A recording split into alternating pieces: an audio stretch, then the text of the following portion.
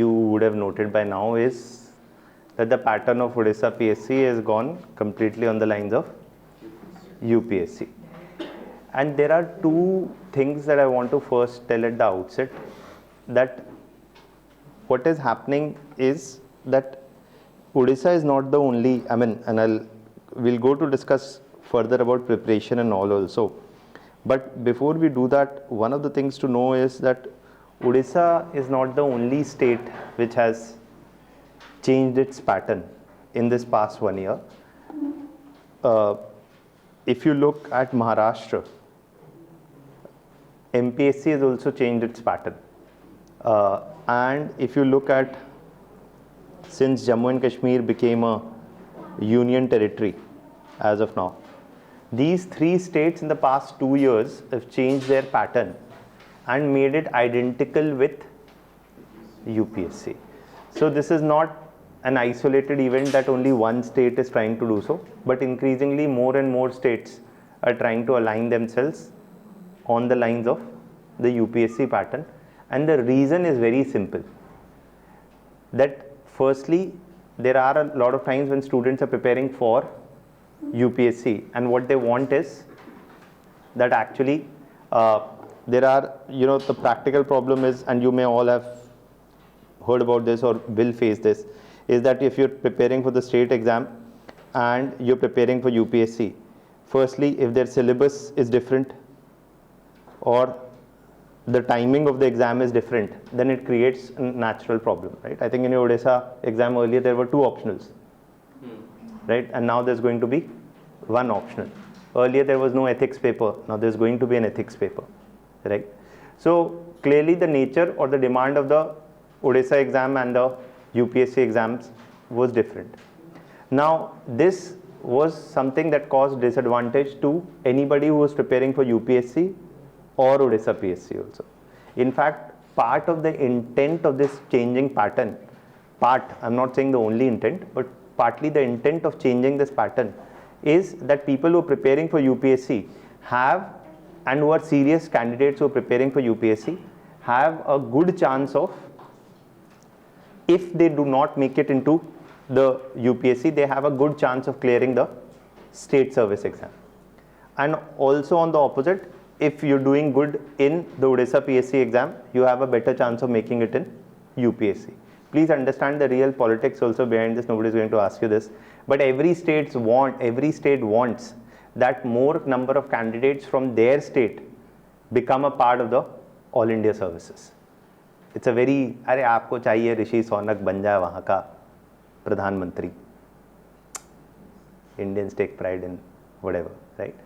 But apart from pride, there is also a certain sense of essence that if you have more representation from your state in the All India services, it is something which is going to make it easier for the state to coordinate with the center also over the long term. So that's another practical consideration, apart from the fact that it benefits aspirants as well. So because of these reasons, you will see multiple states are changing their pattern, aligning it with UPSC. Now what I'm going to do with you is, also please understand that this is a good opportunity for you, so that you can probably kill 2 birds with 1 stone. कि अच्छा आपने अच्छे से तैयारी किया तो Odisha also, the state exam also, and maybe almost relying on the same preparation, further fine tuning it with a certain more effort, you can actually go for UPSC also, right? So it's a good change. Now what I'm going to do is, in this particular session today, I'll not take much of your time, but we'll divide the session into practically 2 parts. One part is I'm going to talk to you about how you can actually go ahead integrating your UPSC and your Odisha PSC preparation together. And the second part is also, so in terms of a strategy discussion on how you can take your UPSC and your OPSC together. Secondly, also we're going to have a certain discussion, primarily relying on, I think a couple of months ago when it come to the center here, we talked about current affairs, right? Newspaper and current affairs. Now, what we're going to talk about is partly about your current affairs, your ethics, and your optional aspects. How can you actually integrate this into your preparation? Now, the first things first is the aspect of Odisha PSC and UPSC strategy. One thing that I want you to first understand, you can settle down and we can start, is that, देखिए, now that in your Odisha PSC, what has happened is you moved from 2 optionals to 1 optional, right? And the GS papers have become identically aligned with UPSC. So clearly the weightage of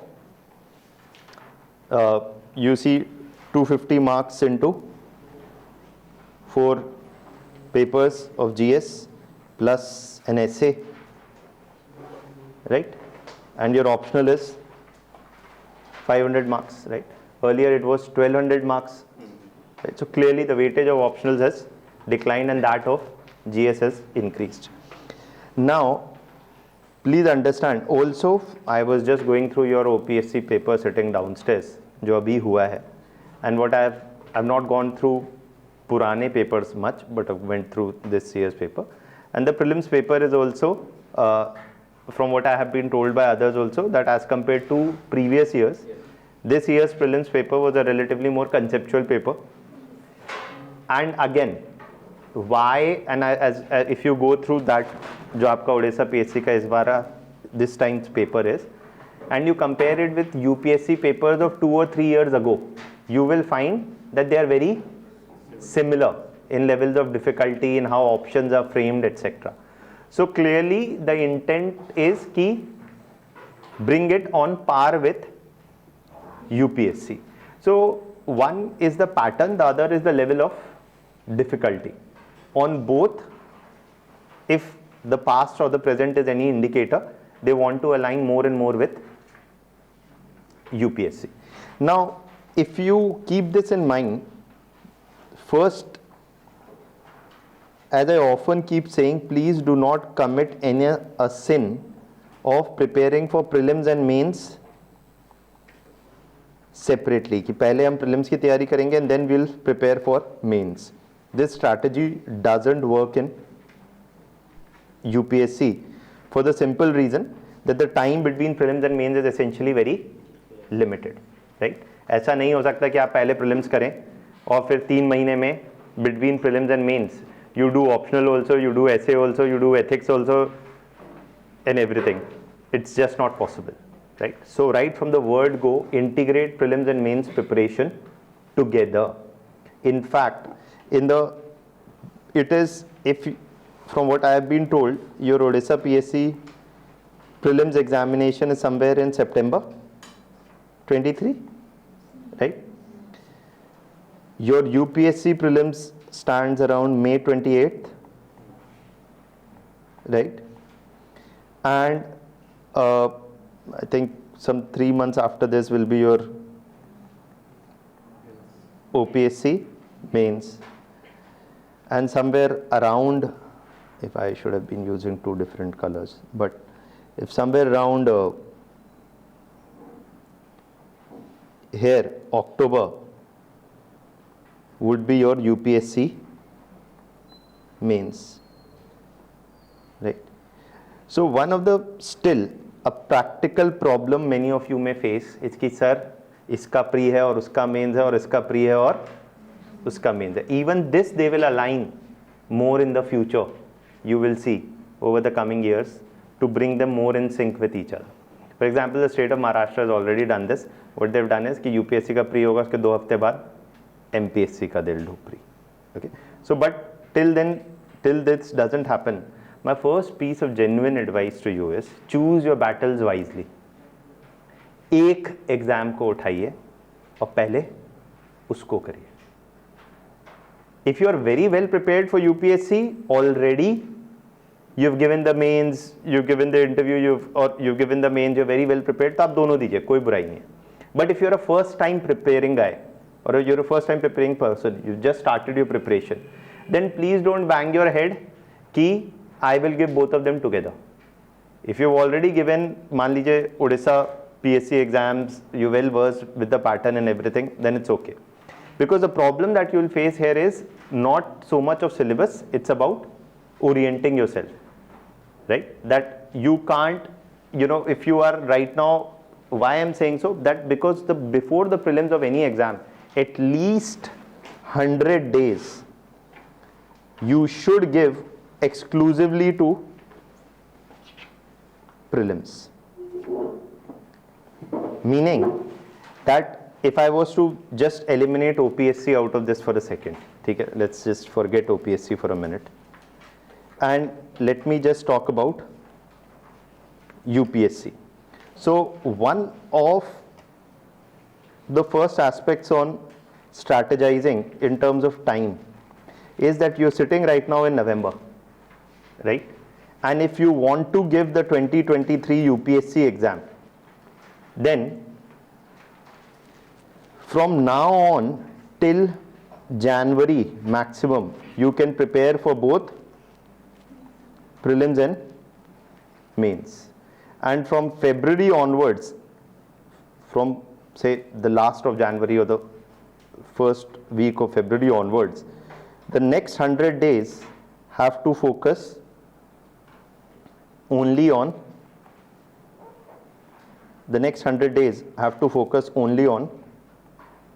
prelims. So even if you are giving the OPSC exam say in September, उसके पहले के 2.5 months at least must only be on prelims, right? So that's why I'm saying choose your battle wisely. If you want to give UPSC first, you focus on giving UPSC. If you want to give OPSC first, you focus on giving OPSC. If you will try to travel in both the boards together, कहीं नहीं जाएंगे आप, ठीक है? So don't do that. That's my piece of suggestion to you. एक को उठाइए, उसको करिए, and then move towards the other. Secondly, now that, so this is a question of which battle to choose. The other question is how to fight the battle, right? So one, it is often said that for winning battles, you first need what? Firstly, to choose your battles wisely. Secondly, fight your battle with a decent strategy, right? So in terms of strategy, you know, whether you're preparing for OPSC or UPSC, now that the syllabus for both of them is same, please understand that when it comes to the mains preparation, there are 3 cardinal areas in your preparation. One is your optional, the other is your ethics, and the third is your essay. And here is a beginner level advantage, especially in a change pattern. देखिए एक चीज़ और समझ लीजिए, जब pattern change होता है, UPSC में भी 2012 में पैटर्न चेंज हुआ था, okay? For example, in 2012, UPSC changed the pattern and introduced in prelims the CSAT exam. That time they added marks of CSAT in the prelim score, and the CSAT paper में maths भी था, reasoning भी था, सब कुछ था, उसके number भी जुड़ रहे थे.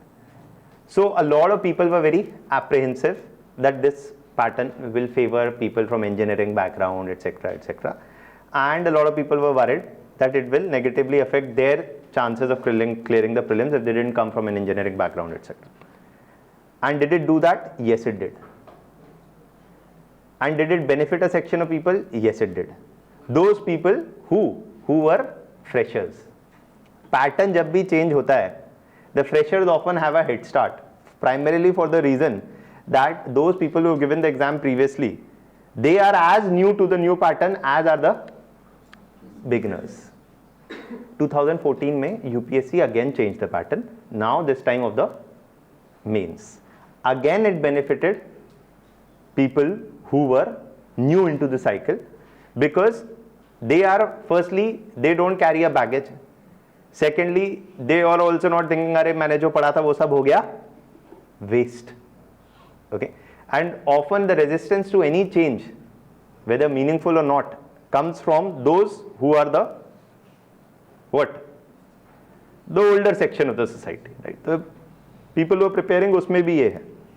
As your pattern changes, those who are going to resist this change और are going to behave like an ostrich कि अरे नहीं अभी एक पुराने साल का पैटर्न और चल रहा है, इसी में हो जाएगा. If you're not willing to adapt to change, you're going to suffer. More importantly, those who are beginning their preparation, this is somewhere आपको उड़ीसा PSC में you can get a edge, and the edge will come from ethics and essay and optional put together. Why I'm saying optional, ethics and essay? Because there is the same approach which applies to UPSC also. Year after year, if you analyze the marking of the last 4 years, you will find people who make it consistently through the exam, they score a much better score in mains than who don't make it in these 3 papers. Not so much, matlab the difference in score in GS paper 1, GS paper 2 or in GS paper 3 is relatively lesser between those who get selected or get an interview call or they don't get an interview call. The major difference is in the optional ethics and your essay paper. Okay. So in fact, you will often see that in the ethics paper, between a selected candidate and a not selected candidate, or a candidate who is not selected or is disqualified, you will find that, and I'm telling you, for example, for optional, we easily find that anybody who has made it to the list, they score at least 250, 260 in the optional. I'm saying UPSC level marking.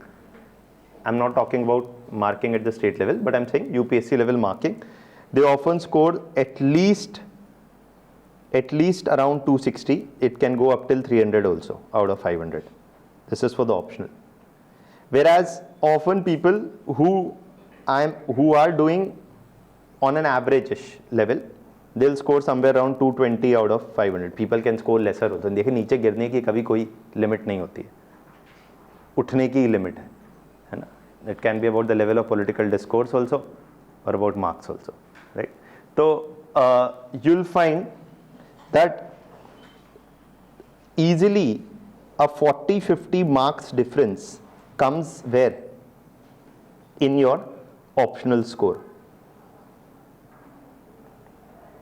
In your ethics score, you will often find that people who are doing average-ish, they'll score somewhere around 90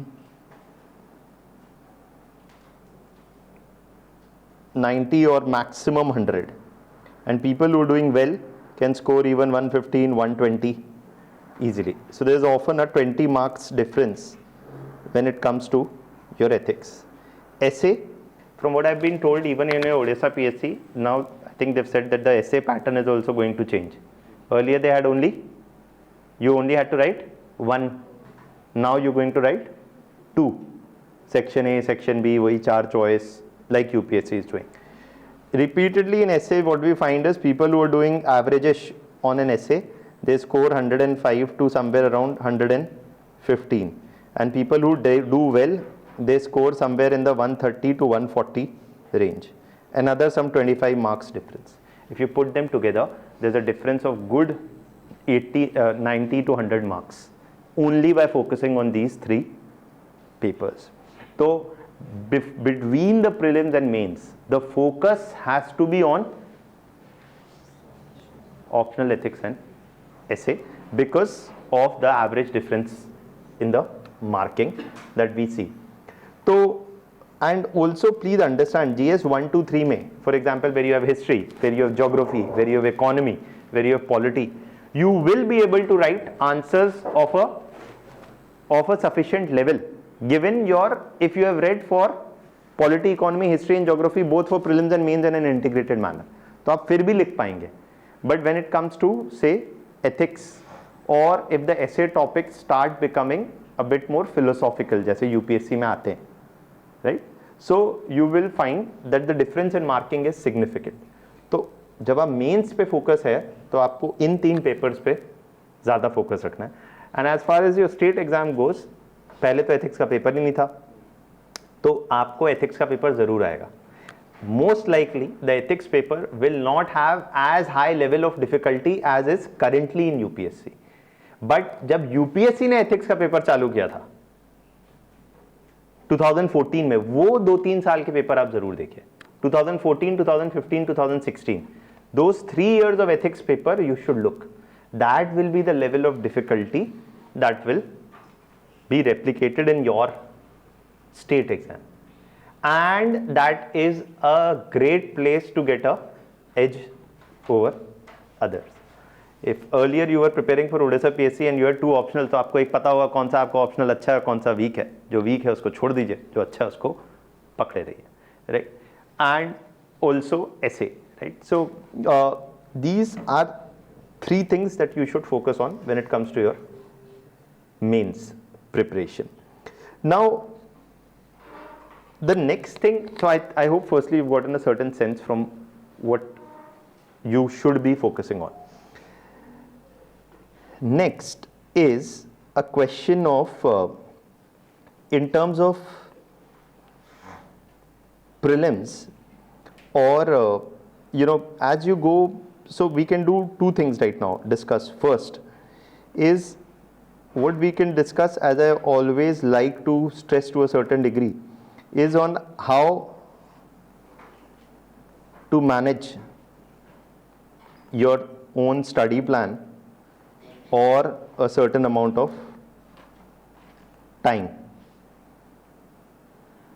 And as I keep harping always, that this is one area which is something that people don't focus on, and they think it is a self-evident truth. क्या करना time manage, किताब खोलनी और किताब पढ़ना है. But that's not true. And as your syllabus for Odisha PSC also changes, you will have more number of subjects to deal with. By the way, also obviously many other areas which may not have been that much of a focus in Odisha PSC before, like disaster management, like internal security, like IR, like environment, their importance also in the mains examination is set to increase. Social issues, right? So all these are also areas that you will have to grapple with, and it's essentially important. These were already there, but now it is most likely going to go exactly in terms of weightage. देखिए पहले क्या था, यही तो difference है. पहले आपके GS के पेपर 2 ही थे, 500 मार्क्स, एंड इन 500 मार्क्स आप क्या क्या पूछ लेंगे. But now when you have doubled the weightage, now you can give 4-5 questions on each of these areas which you did not give earlier because of limited weightage.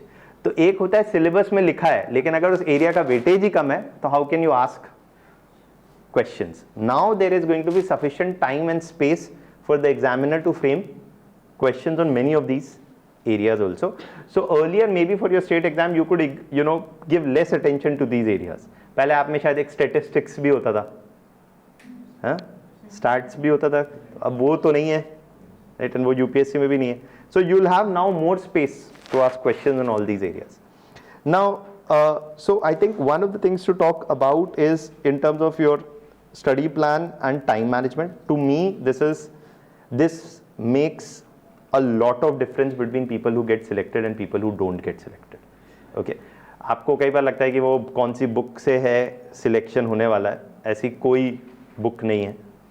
और the sources that you have to refer to are more or less evident to everybody, but it's about managing time, answer writing, revisions, etc., that you need to have a plan in place. Now, first things first, if you are preparing for whichever exam, UPSC or OPSC, in the 100 days before the prelims, it's extremely important that you firstly have a revision plan in place and you are coupling it up with a test series. Okay, a revision plan must be in place where you should be able to revise at least 3 times, at least thrice, and write a test series for prelims where you should write at least 8 grand tests. Grand tests meaning you have a proper UPSC full length tests of all the subjects put together. Some 7 to 8 tests you should be writing in a proper UPSC pattern environment. For 2 hours on every Sunday, for 8 Sundays you write. Go through the explanations, right? Only then you will get the habit also of sitting for the exam, juggling multiple topics, multiple subjects as well. So that has to be essentially done. And also try to do 10 to 12 subject wise tests. So for example, when you are revising what? So for example, when you have revised history, okay. So in fact, say if you revise first geography, then you start the revision of history, okay. Now once you revise history, you do the subject wise test for what? Geography, not for history. The cardinal sin of preparing also is one of the cardinals. बहुत गलतियां हैं करने के लिए. एक गलती है कि जो पढ़ा उसी का टेस्ट कर लिया. Then you will get an illusion कि हाँ अब तो मुझे सब याद है, right? So in fact, while it's called the recency effect also, and it's one of the not a very efficient way to revise. कि आपने जो पढ़ा उसी के क्वेश्चन करा, there's no point. So once you have revised history, you do the geography MCQs, and when you've done those MCQs, please make it a point to read the explanations of all the questions, whether correct or incorrect. क्यों करना है MCQ? Subject wise देखिए दोनों test करने का अलग purpose है. Why are you doing the grand test? So that you get a habit of juggling multiple subjects in a limited time frame. You get into the habit of eliminating options, okay. So the grand test you're doing more so to get the exam orientation. The subject test you are doing to fill in the gap areas in your preparation. दोनों का objective अलग है. For example, ancient Indian history. Many students don't read it too much. So you know it's a weak area for you. So you've read the text also, but you do enough number of MCQs on ancient Indian history. You go through the explanation, add it additional points to your notes so that you can revise. So it's extremely important to do test series and have a revision plan in place at least 3 times before the prelims. When it comes to from the perspective of mains, and if you are a beginner, it's extremely important that you, as I said, you prepare for both mains and prelims together and do so in an integrated fashion. And also keep in mind कि it is very important that you should follow a 3-step approach. You should, if you're attending classes, and there is the offline batches which is going to start here from the 10th, the faculties will be coming from Delhi only. The same faculties which teach in Delhi are going to be here to teach the offline batch. So whether you're doing the offline batch here, you're doing it somewhere else, whatever you're doing, end of the story. But should be this, that you should have a 3-step approach, that if you're doing a lecture, say on polity, then the lecture must be followed by, you should go through the lecture, and if there's any study material or notes etc. that you are, in fact there you should, if you're doing lectures, you should make your own notes. Exam में selection एक ही चीज से होता है, आपके notes, और वो notes आपके होने चाहिए, आपके नेबर के नहीं. ये वो बगल वाला लिख रहा है, मैं बस सुनता हूँ क्लास में, I have other things on my mind, so I don't write. No, it has to be your notes. So the first step is you go to the lecture, you make your notes, then you go through the, if there is any study material or if there is a standard textbook.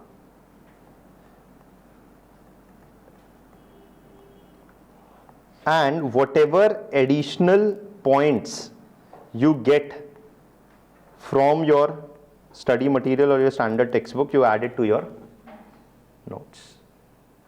So this 3-step approach is extremely important.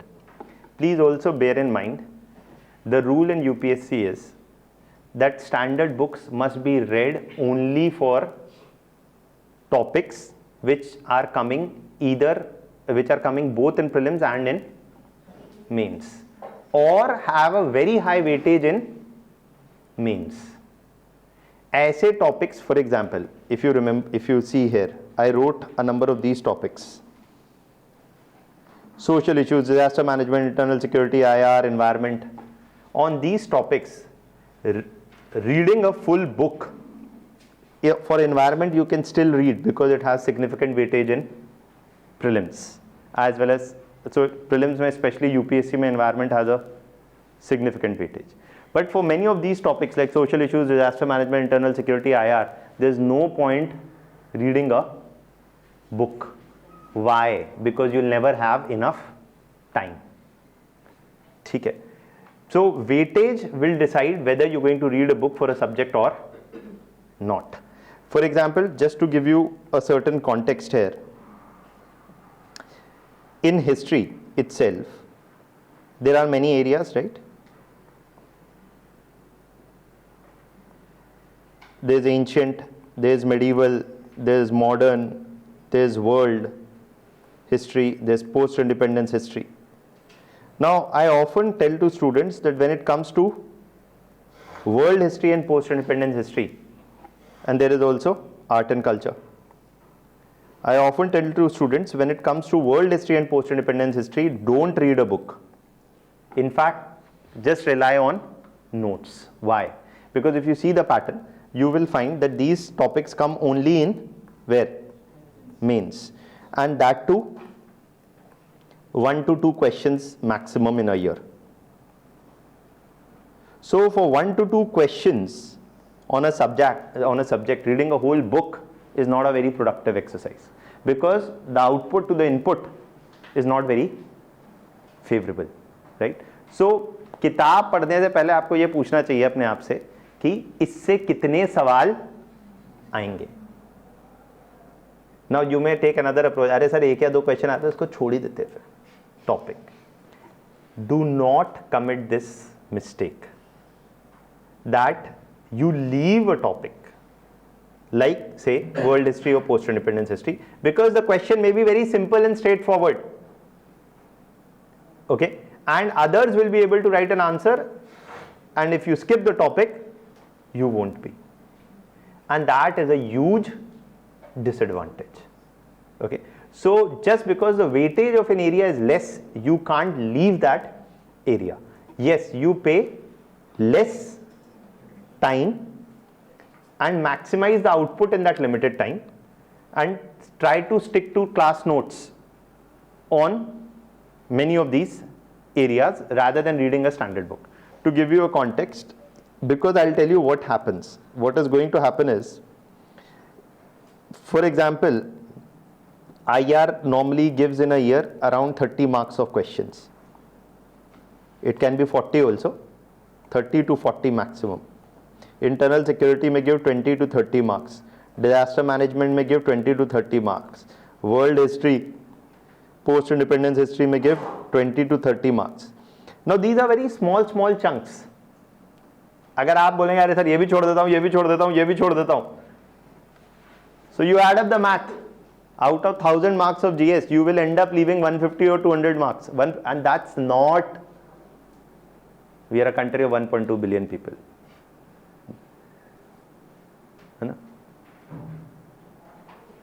It's not just Rishi Sunak. Indian origin people are currently heads of states in 7 countries. अपनी country के prime minister छोड़िए दूसरे के बन जा रहे हैं. यहाँ आप you can't afford to leave 150 marks, right? So put another way, you will see that you can't leave these areas, but you can't give too much time to these areas also. And so you have to strike a balance, and that is where your class notes are something which will be useful. Now, one more thing that I wanted to kind of throw your attention or draw your attention to here is about answer writing, especially for beginners. If you are beginning your preparation, many of you may be talking about daily answer writing, you know, ki etc. etc. Or this whole daily answer writing business is a useless exercise. Because for example, you go to XYZ website और वहाँ पे question है और question का answer लिख रहे हैं और आप रोज आंसर लिख रहे हैं. This is absolutely of no use. Why? For the simple reason that you're writing answer, nobody is giving you feedback for the answers, है ना. एंड प्लीज एक चीज समझ लीजिए, if you are a beginner, तो आप एक बार पढ़ के जो भी आंसर लिखेंगे वो कचरा ही लिखेंगे.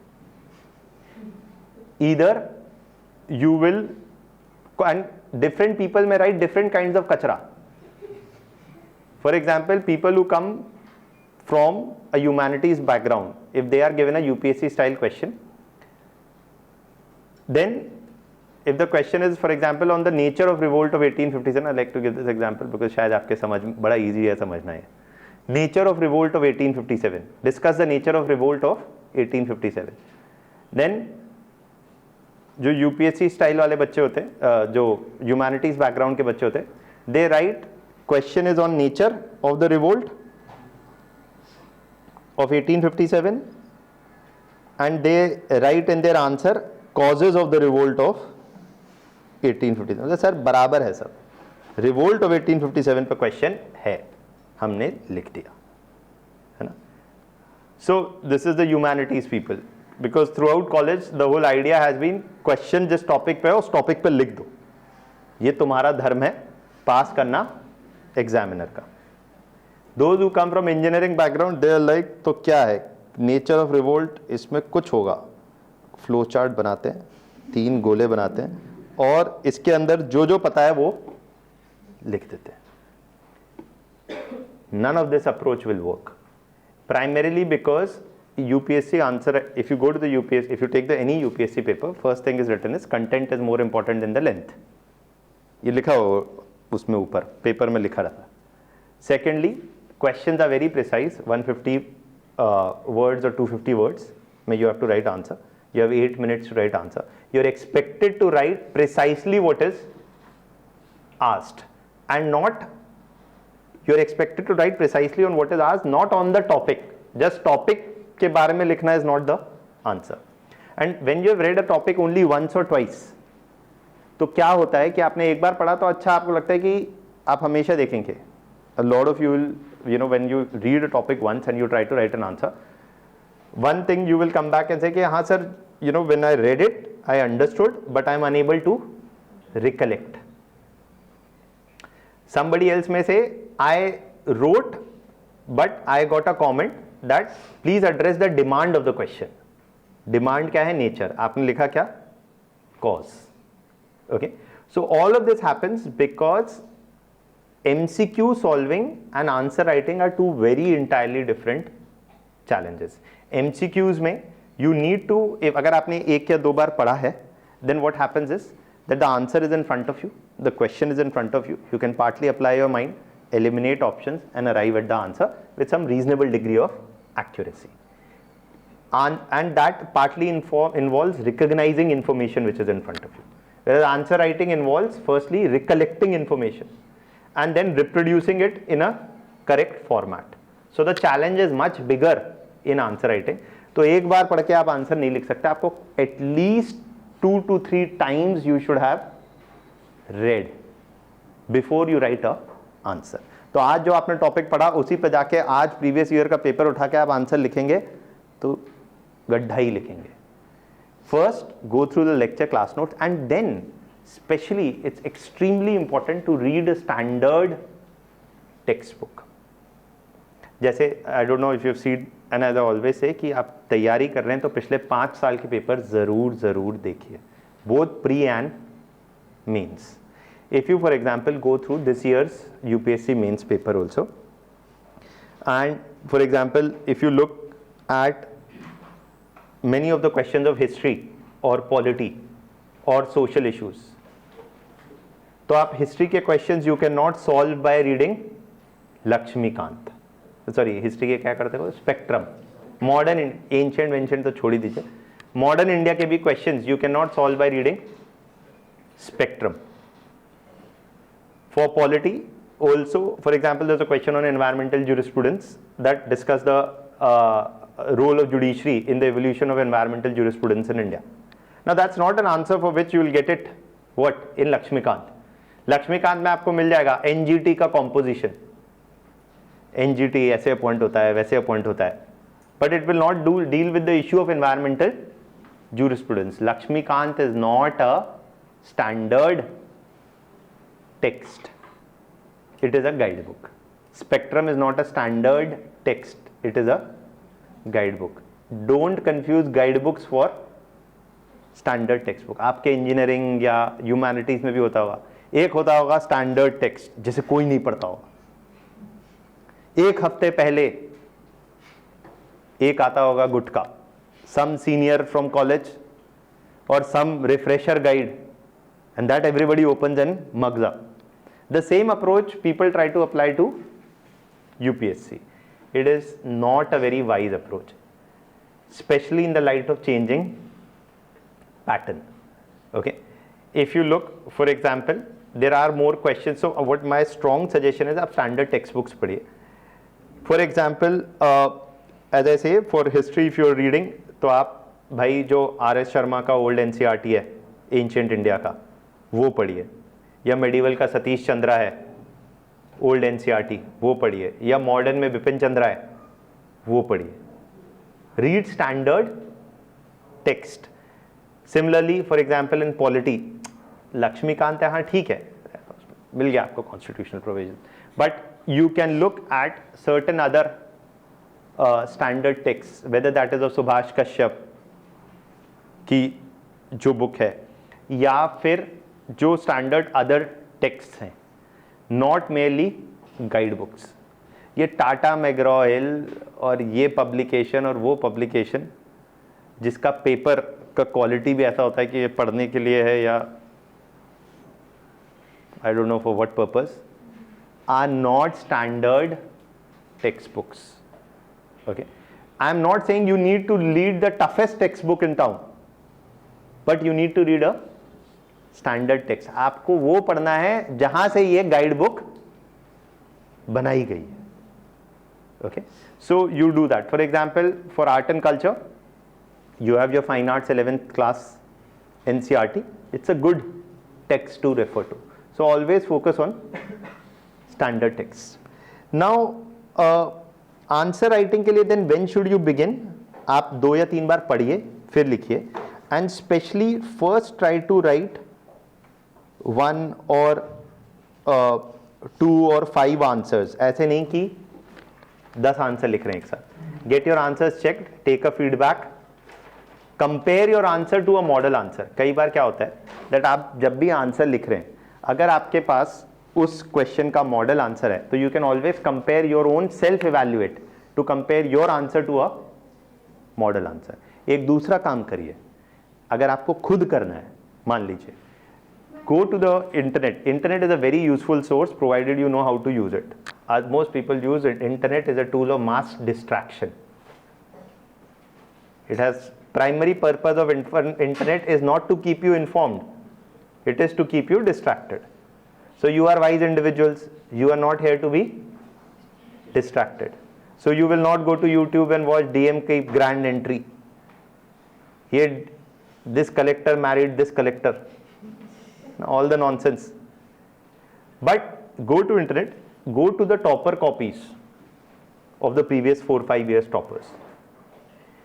वो टॉपर कॉपीज उठाइए. मान लीजिए जीएस की आपने उठाई, जो वंस यू प्रिपेयर्ड, जिस क्वेश्चन पे उन्होंने आंसर लिखे उसी क्वेश्चन पे आप भी आंसर लिखिए, और अपने आंसर को उनके आंसर से कंपेयर करिए.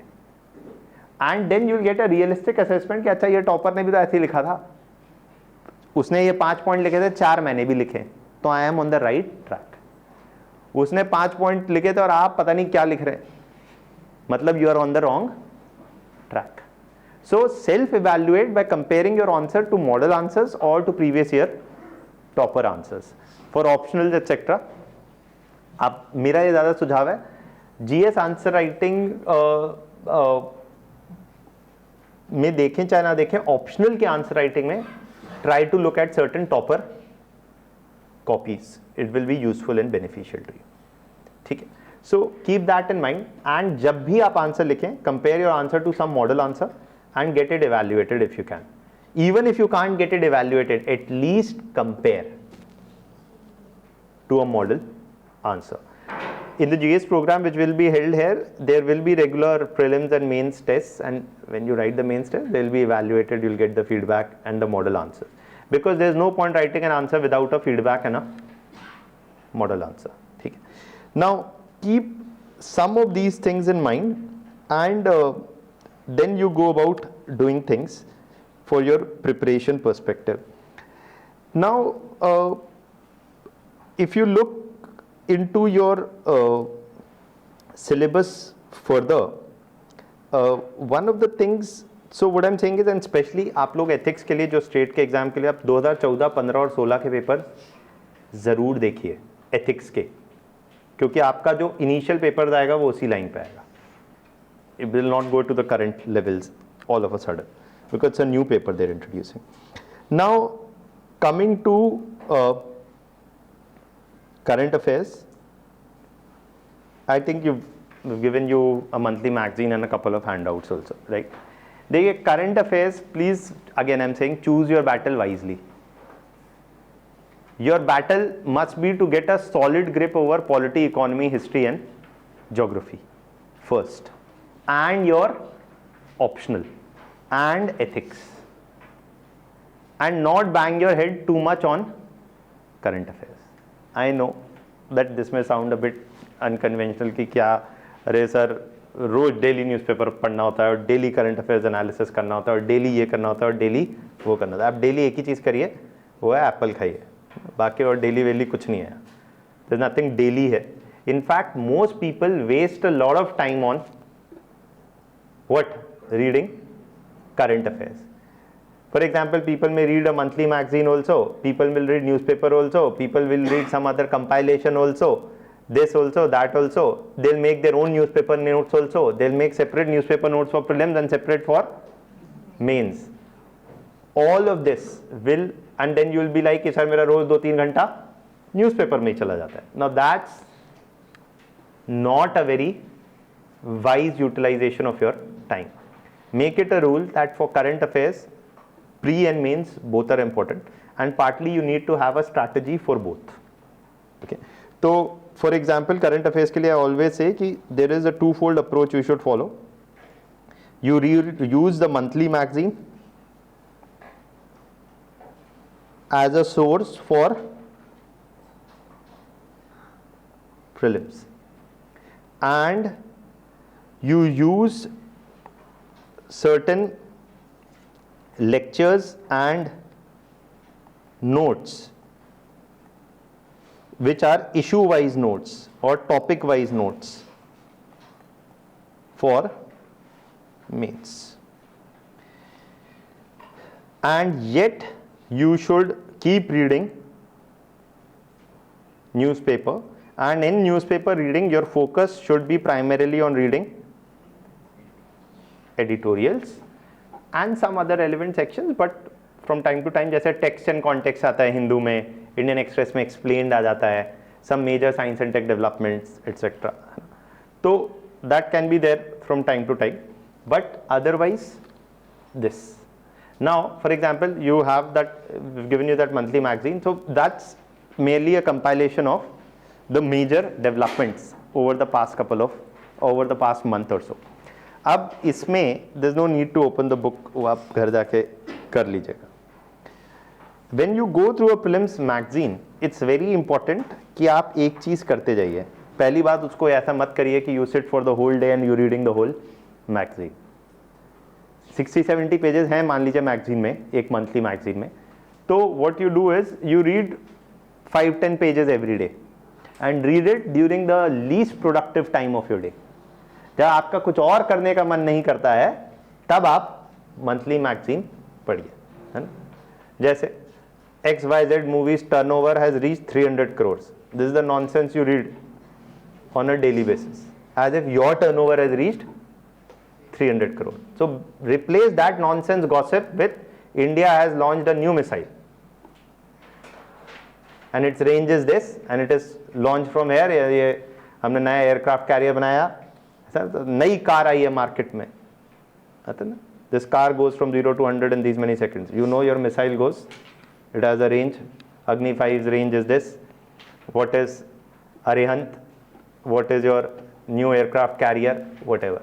So this kind of what I say information that you have to read, इसको आप रोज 7, 5, 6, 7, 10 pages पढ़िए in the least productive time of your day. And जो index है, in the index you will always find subtopics are mentioned. तो उसी वक्त जब आप पढ़ रहे हैं, say you're reading the polity section, and mind you, reading the monthly current affairs magazine will also be much more easier if you have done polity, economy, history and geography. तो polity का current affairs section you will be able to cover relatively easily. तो आप जब पढ़ रहे हैं, तो when you are reading, तो go to the index and mark the subtopic which you want to revise later, है ना. तो ideally मान लीजिए एक बुकलेट में 70-80 subtopics कवर हो रहे हैं, say 20 in polity, 20 in economy, 20 in environment, say 80 to 100 subtopics are covered. So you selectively highlight say 20-25 subtopics index में ही, so that when you have to revise your magazines later, you know which subtopic you have to revise. क्योंकि क्या होगा जब एक साल की magazine इकट्ठी हो जाती है ऐसे ही, then you will be like अब इसको कैसे रिवाइज करना है, right?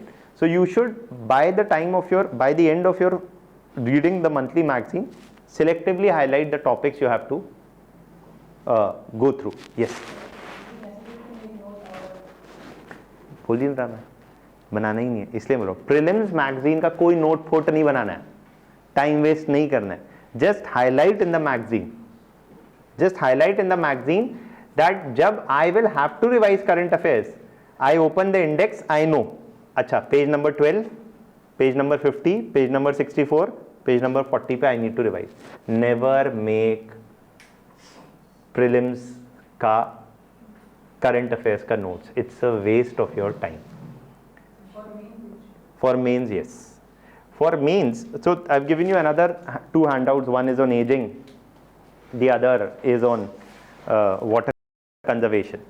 Now these were, for example, 2 topics which were in discussion in your editorials, etc. over the last month, right? There's one on aging and the other is on I don't know, apart from the magazine also you should have received a handout. Right? Maybe some of you can collect it on the way outside. There's one on water scarcity or water management, the other is on aging. Now, if you go through these handouts, ये वाले जो हैं, these are issue-based handouts, and ideally on these topics, you should have a note, say on the issue of aging, that what is the issue or the extent of the problem. What are the corresponding stats or facts which tell us about the nature of the problem? What are the policy recommendations to address the problem? So your approach in a mains topic has to be to focus on the issue and challenges and the way forward. और इसका आपको पता होना चाहिए. Ideally, almost all major issues, there are also some schemes that the government is running. देखिए आप लोग आते हैं ना, प्री आता था बोलेंगे सर इंडिया ईयर बुक, है ना, India year book, economic survey, budget, है ना, कुछ और भी आता होगा. For example, almost on any issue, for example on the issue of ageing or on the issue of water scarcity, on which I've given you 2 handouts. If it's a pressing issue or it's a pressing policy issue, then obviously the government would be taking certain steps to address that issue and would have launched a certain scheme for that particular purpose. Now if the scheme has been launched for that particular purpose, questions about these schemes are also asked in your both prelims and mains. GS paper 2 का एक section है जिसमें जहाँ पे issues related to governance and centrally sponsored schemes, ये आपके GS paper 2 के syllabus में लिखी है mains में line.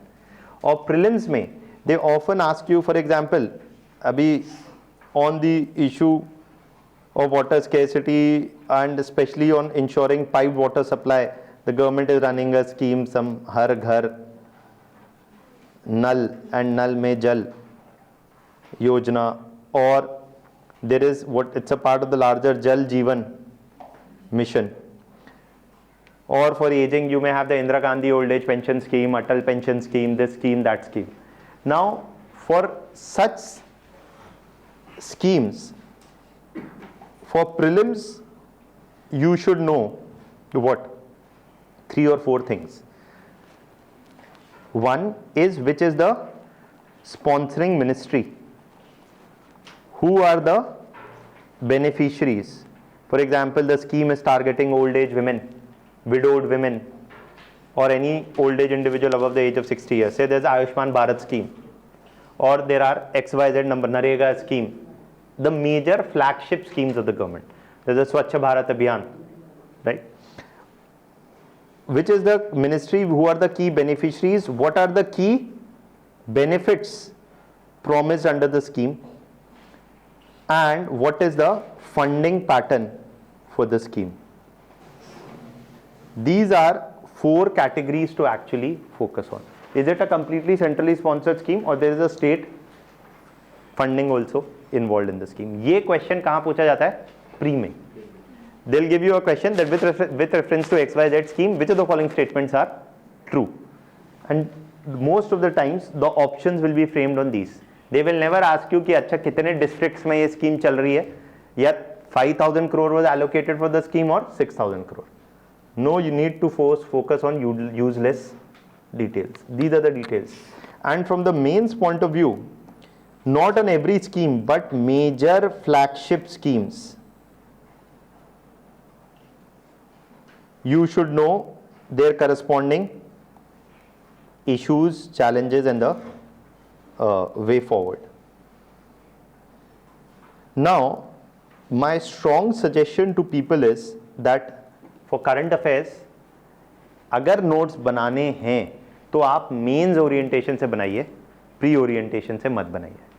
प्री ओरिएंटेशन के लिए you use the monthly magazine, and for mains orientation you can make notes. And if you are making notes for mains orientation, GS paper 1 के अलग notes बनाइए, 2 के अलग बनाइए, 3 के अलग बनाइए और 4 के अलग, and make them issue wise, not date wise, not month wise. क्या आज के हिंदू न्यूज़पेपर के ये रहे notes, ये काम नहीं करना है. Make them issue wise. If there is a relevant issue, which issue is relevant, past 5 years papers will tell you and your GS syllabus will tell you, है ना. तो for example, and also if you have an optional like political science etc, तो थोड़ा सा कुछ और चीज़ें, या आपका sociology है तो social issues पे कुछ थोड़ा और चीज़ें हैं आप पढ़ सकते हैं. Now you do this, but my strong suggestion is इसके भी नोट्स आप तब बनाइए जब आपका पॉलिटी, इकोनॉमी, हिस्ट्री, ज्योग्राफी हो चुका हो या सॉलिडली प्रिपेयर्ड हो. अगर नहीं है तो मत बनाइए, because you can spend more time on polity, economy, history, geography. And better is that you rely on some current affairs classes and the corresponding notes, because you will be saving a lot of time. Sir, how to get focused on the different materials are there. So you are reading Hindu daily and we are studying this material, and suppose you are reading both Vision IS and IS Baba. इतना थोड़ा पढ़ना है. एक ही देखिए, एक चीज बताइए, vision IAS में अगर मिसाइल 2000 किलोमीटर जाएगी तो आईएएस बाबा में भी 2000 किलोमीटर ही जाएगी ना. मतलब टॉपिक भी कुछ डिफरेंट होता है ना उसमें. यही तो प्रॉब्लम है, that the focus is more on noise rather than on substance. Please understand the law of diminishing returns. The law of diminishing returns is saying a very, very important point, that reading the same thing reading the same topic, and it's a valid question. You know, if I'm reading from multiple sources, right? How do then I revise? How do I manage time? The cardinal rule in preparing for UPSC is read either one book or one source on that subject, or no book. Never read the same topic from multiple books, right? In modern Indian history, sir, I have read Bipin Chandra also, I have read Spectrum also, I have read B.L. Grover also, I have read Plassey to Partition also, I have read previous year topper notes also. How will you revise? Aurangzeb वहीं रहेंगे किसी के भी notes में हो, right? So it's very important to not read the same thing from 5 sources. Rather, from one source, read it 5 times. And most people in the beginning of their preparation never do this, that they focus on one good quality source. Rather, they will be all over the place. कि किसी ने बोला ये पढ़ लो तो यहाँ से भी पढ़ लिया, वहाँ से भी पढ़ लिया, यहाँ से ये नहीं करना. और करंट अफेयर्स जैसी चीज में तो बिल्कुल भी मत करिए.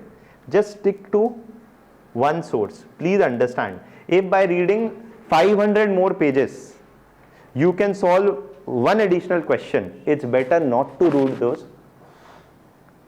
Please understand what is the cutoff in the prelims. If you look at the UPSC cutoff, what is the cutoff? 45, 50, maximum 55%. Right? इतना ही होता है. 85, 90, 95, 100, 105, 110, इससे ज़्यादा तो नहीं होता है ना. पिछले 10 साल में तो I haven't seen it crossing this range. What does this tell you? What this tells you is that often I hear every year after prelims examination students asking, telling कि सर वो एक क्वेश्चन या वो 2 question या वो 3 question, ये 3-4 question नहीं आते थे इसीलिए मेरा नहीं हुआ. But if the cutoff is only 45-50%, it doesn't matter that you did not know 4 questions or 5 questions or 10 questions. It matters which question you did not know. देखिए, in the paper there are always some questions of average difficulty, some of extremely high difficulty, some of low difficulty. Please understand. And again, for example, there's a quote on wisdom. I like to use this quote. Wisdom चाहिए exam crack करने के लिए. Intelligence तो बहुत लोगों में, wisdom चाहिए, है ना. देखिए UPSC, Shubhra ma'am always keep saying exam of personality test. बस तो फिर कोई पूछता पर्सनालिटी कैसे बनाए, है ना, क्या पढ़ें जिससे बन जाएगी पर्सनालिटी, है ना. So that's another debate. But one important aspect of having, if I would say, a UPSC relevant personality is to not confuse intelligence with wisdom. Intelligent people often have a problem. They have a big ego and they are very arrogant. मतलब ये किताब पढ़ के एक extra question होगा, लाओ किताब, 400 page है तो क्या हुआ, पढ़ दूंगा मैं.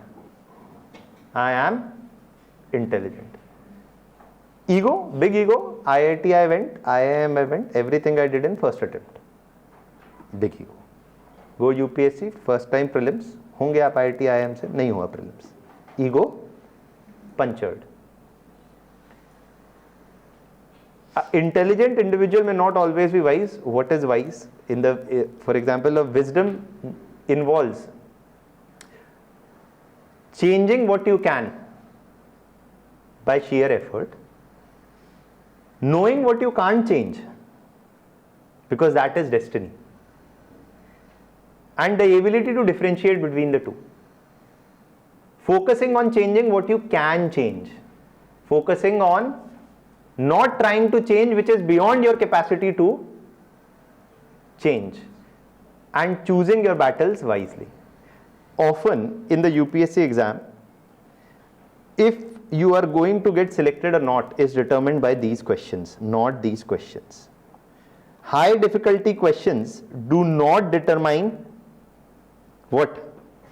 Your chances of selection.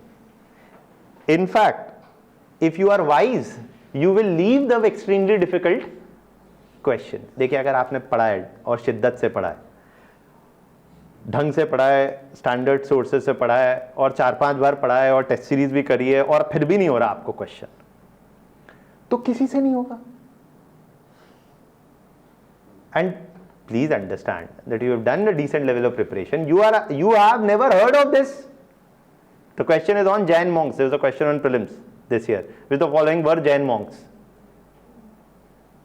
आपने नाम ही नहीं सुना इसमें से किसी का, तो you are not going to attempt this question. आपने जैनिज्म के बारे में जो स्टैंडर्ड सोर्सेस है, जो पढ़ना था आपने पढ़ रखा है, लेकिन आपको नहीं पता.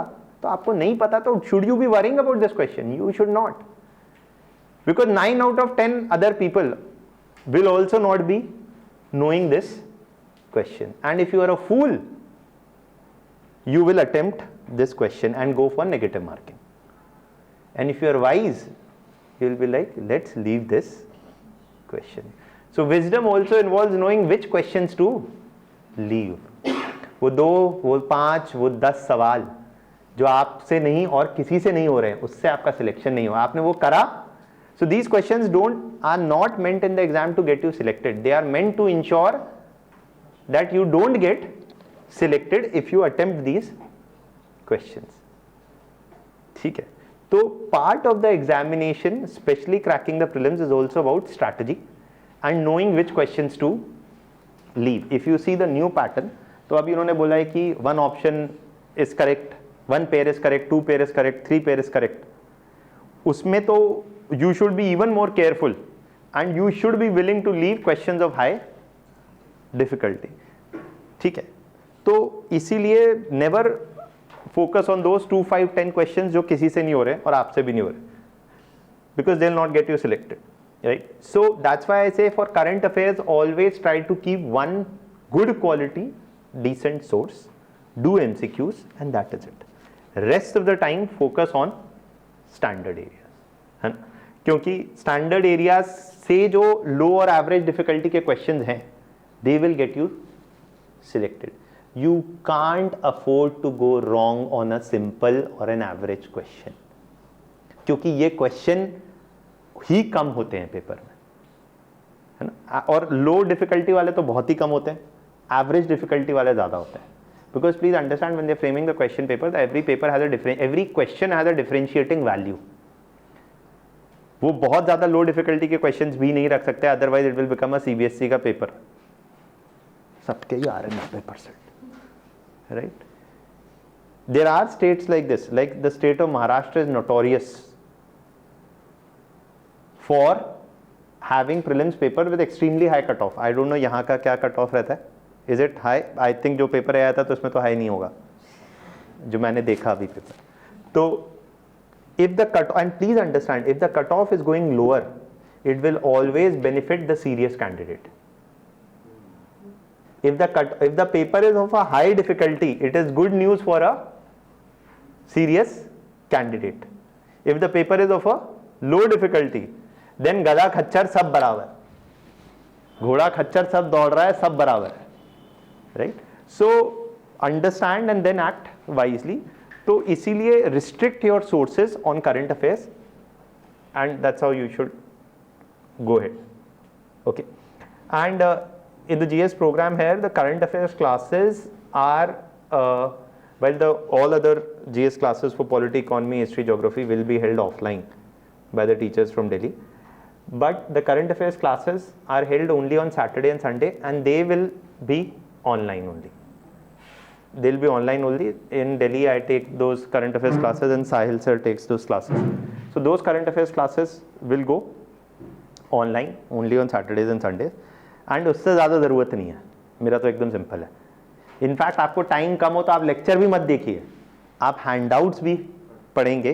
तो but if you are a beginner, I would suggest, and if you have little or no background information on that topic, it's wise enough to read go through the lecture also and read the handout also. But if you are fairly conversant with the topic anyways before, तो आप handout भी पढ़ सकते हैं. But ऐसे आप current affairs को you can manage. और बताइए कोई सवाल पहले as we go forward. It's always good to ask questions. आप जितने सवाल पूछेंगे उतना अच्छा है ना, कि I'll also be able to contribute more. Sir ji वो हम अक्सर टॉपर्स को ये कहते हैं सुनते हैं कि केस स्टडी को यूज करना चाहिए अपने आंसर्स में, मतलब how to find out case studies from newspaper and how to use it. देखिए, as far as writing examples or case studies goes, the use of writing examples or case studies is more in the ethics paper, okay, and also in the essay section. So in essay, and that is why, that's the reason I was saying, despite doing all of this, you know, despite having class notes, material, you should continue to read editorials, etc., because it will help you in improving your comprehension, vocabulary, articulation, as well as it will give you good relevant examples. In fact, I also say there is also scope for reading good standard texts from time to time. मेरा बड़ा focus रहता है standard text पे. Or you know, keeping your eyes and ears open and integrating knowledge. For example, women, for example, you're writing, there is an ethics question which is partly related to, say, the political or the participation of women in politics. Okay. Then from history also you can get examples of how women have in the past played an active role in politics.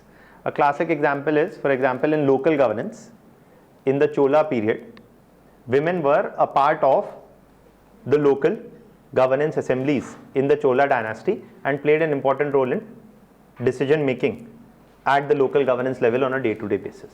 So that's one example from history which can come. अब इसी पे article आपका newspaper में भी आ सकता है on international women's day. तो आपको सिलेबस पता होना चाहिए and then you look at the, for example in Odisha is notorious for having what, a number of cyclones, etc. But Odisha is also considered apparently to have done much better than other states in terms of being more preemptive in responding to natural disasters. So that often is quoted as an example of how states can be more proactive in dealing with natural disasters and have their state disaster plans ready, etc. तो आप वो disaster management के answer में वो example. और एक चीज आप ये समझिए, आधा से ज्यादा ये काम क्लासेस में हो जाता है. ये काम आपका फ्रैंकली है नहीं. दैट फॉर एग्जाम्पल आप ढूंढ रहे हैं जाके एग्जाम्पल, तो फिर क्लास में क्या करेंगे? Think of it. For example, I was reading a book yesterday and that book which has got nothing to do with UPSC, but अब हमारा दिमाग चलता ही वैसे, तो हम क्या करें. For example, I was reading a book yesterday for that was about the pioneering Indian female doctors in India. Okay, and there are, for example, there's a रकमा बाई, उस पे उन पे एक बार प्रीलिम्स में क्वेश्चन भी आया था. और there's, आप सबने नाम सुना होगा, स्पेक्ट्रम में एक लाइन लिखी है, Kadambini Ganguly was the first female graduate who addressed a session of the Congress. Kadambini Ganguly was also a doctor.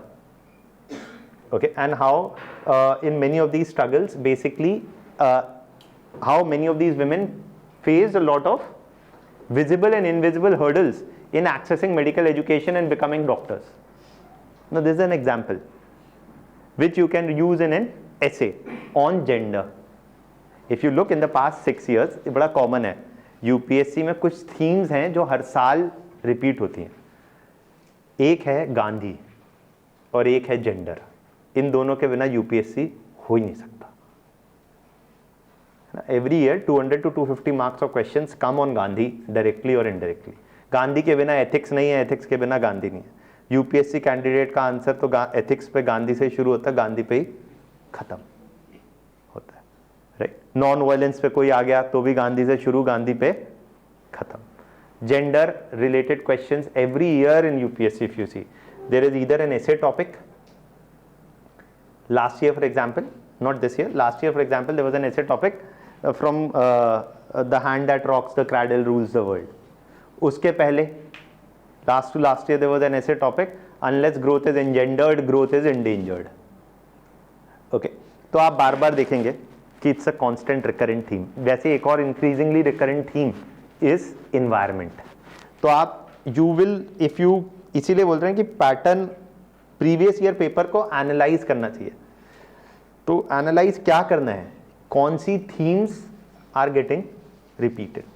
तो वो टॉपिक्स आपको ऑब्वियसली ज़्यादा, अब जैसे आपने न्यूज़पेपर में पढ़ा, अरे क्या अभी आपने पढ़ रहा होगा, न्यूज़पेपर में आ रहा था that global heat waves are rising and heat waves are causing loss to agriculture, livelihood, etcetera etcetera etcetera, right?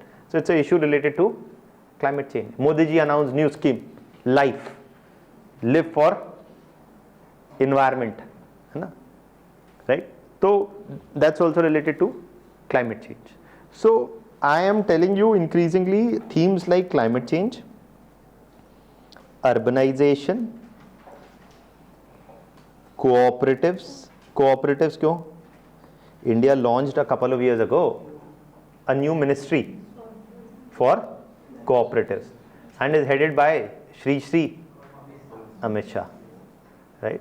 So it's, please understand, this is the second most important person in India right now. The ministry that he is heading is extremely important. आप आने वाले years में there will be prelims, mains, essay, सब में question आएगा cooperatives पे. Okay. Gender,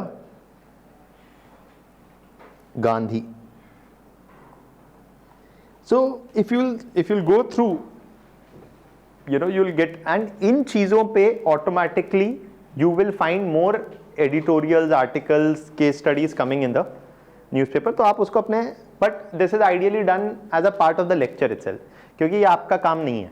But if you want to do it on your own, तो आपको important themes पता होने चाहिए, और उस पर अगर कुछ न्यूज़पेपर में आ रहा है, जैसे आपका स्टेट ही था ना, जहाँ मुझे याद है, जब हो सकता है आप तैयारी नहीं करते हो, Vedanta, Niyamgiri Hills, Odisha, and Rahul Gandhi is like nahi, and Jairam Ramesh was a environment minister, and Vedanta example कि वो ग्राम सभा ने permission नहीं दी, फिर पहले the state gave the permission for mining, then it was withdrawn, then this, then that matter went to Supreme Court.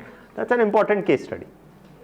और उस पे उसी को उठा के नाम बदल के, जब ये ethics के questions also were made in UPSC, और आपके स्टेट में तो पक्का आएगा, जब आपके स्टेट का एथिक्स का पेपर बनेगा तो फॉरेस्ट और ट्राइबल राइट्स आएगा ही आएगा, उस पे केस स्टडी आएगी ही आएगी. So these kind of things will be repeated, okay, for you as well. So know the pattern, analyze the pattern, and it will give you important clues to actually focus upon, right? So that's there. I hope this is clear. जी, I'll come to it. Huh? If I am a fresher, then what the points are be chosen before choosing an optional. Optional choose करते हुए क्या आपको दिमाग में रखना है? देखिए 3 ही रूल है ऑप्शनल चूज करने का, as I always say. Interest, guidance and overlap with GS, तीनों मीट होना चाहिए. You must have a basic interest in the subject, you must have guidance on the subject, and it must to a large extent overlap with your GS. If you don't have interest in this, and be always very careful in choosing your optional. Choosing your optional is like choosing your life partner. Delay the decision, never make it in hurry. 3 महीने बाद आप optional बदल रहे हैं क्योंकि sir अब मज़ा नहीं आ रहा, अब समझ नहीं आ रहा, अब इंटरेस्ट नहीं आ रहा, अब समझ नहीं आ रहा कहाँ से पढ़ें. This is all a waste of time. Okay. So interest is important. To find out interest, आप 11th-12th का उसका बुक पढ़ के देख लीजिए. अगर आपने ग्रेजुएशन किया है तो आपको पता ही होगा अभी तक आपका इंटरेस्ट है उसमें कि नहीं. Guidance, it can be from seniors, it can be study material, it can be lectures, it can be anything. But guidance is a must and optional, including a good quality test series. क्योंकि test series जब तक आप optional में नहीं लिखेंगे कुछ नहीं होने वाला. ठीक, किसी और ऑप्शनल की test series is extremely important. अगर आप नहीं लिख रहे हैं, अगर आपने ले लिया जियोलॉजी सब्जेक्ट, अब जियोलॉजी सब्जेक्ट का टेस्ट सीरीज ही नहीं है ना, तो फिर कोई पॉइंट नहीं है. इसलिए guidance, it can be classes, it can be test series, it has to be something substantial. Okay. And also overlap with GS अगर है, for example things like sociology overlap significantly with social issues, it will help in essay. For example, things like geography overlap with GS also, it will help in in GS, in your paper 1 also, environment also, right? Or things like political science, तो हर जगह overlap है उसका. तो है ना, कि GS paper 2 में भी, एथिक्स में भी, फिलॉसफी, हाँ ठीक है, उसका भी एटलीस्ट एथिक्स में तो ओवरलैप है ना. तो overlapping subjects with GS choose करिए, और never approach take the stock market approach to optionals. Stock market approach, ये ऑप्शनल में ज़्यादा नंबर आ रहा है इसलिए ये ऑप्शनल लेना है. मेरे दोस्त ने ऑप्शनल लिया था इसलिए मुझे ये ऑप्शनल लेना है. If you want to be a part of the herd mentality then join the herd, है ना. तो be careful in terms of choosing, and if you have doubt delay, but never. ये बहुत कॉमन है कि बच्चे एक दो बार एक ऑप्शनल से देते हैं फिर बोलते हैं अरे सर इसमें नंबर नहीं आ रहा है, अब बदलेंगे optional. You can do that, but why to give your self unnecessary pain, right. So do that. ये 2-3 क्राइटेरिया ही दिमाग में रखिए और कुछ नहीं. कोई बोले कि इसमें नंबर ज़्यादा आ रहे हैं, उसका इससे हो गया था, XYZ मेरे रिलेटिव के बेटे का इससे हुआ था, तो तुम भी ये लो. ये सब अप्रोच नहीं लगेगा. Yes Sir, one point you mentioned about head start. Sir, I have 4 issues like from different backgrounds. There are people coming like from arts background. or आपका इशू पे चलिए. डिफरेंट आपका क्या बैकग्राउंड है? हाँ वही बोल रहा हूँ. हाँ. जैसे कि डिफरेंट बैकग्राउंड में कोई आ रहा है तो उसका एक ऑप्शनल उसका स्ट्रॉन्ग हो गया, तो वो हेड स्टार्ट को कैसे हम लोग एलिमिनेट अरे आपका क्या बैकग्राउंड है? मेरा बैकग्राउंड इंजीनियरिंग. किसका सबसे? Look at the data in UPSC. More than 60% of the final candidates selected are who? खत्म हो गया, sorted. कौन सा हेड स्टार्ट? इस देश में एजुकेशन के नाम पे कभी कुछ हुआ ही नहीं, किसी का कोई हेड स्टार्ट है ही नहीं. Those who go to humanities, what happens in humanities universities? Nothing happens. And those who go to engineering, there also nothing happens. The argument is not that engineering is somehow superior to humanities. The point is everybody is same, more or less 19 और 20. Head start comes from reading good quality standard texts, probably during your college days, which obviously mostly doesn't happen, right? In engineering you have much bigger things to focus on, right? Which new game has come, उसका क्या version है या क्या चल रहा है या कुछ होता होगा, I don't know, I've never been to engineering college. But whatever it is, it has got nothing to do with, and that is the reason why engineering people do. And one thing engineering people have, and I think it's a positive thing that humanities people must learn from engineering people, that they have one thing in abundance, and that is confidence. क्या है? History पढ़ना है, पढ़ देंगे. जो पढ़ना है पढ़ देंगे. You talk to humanities guy, you have to give CAT.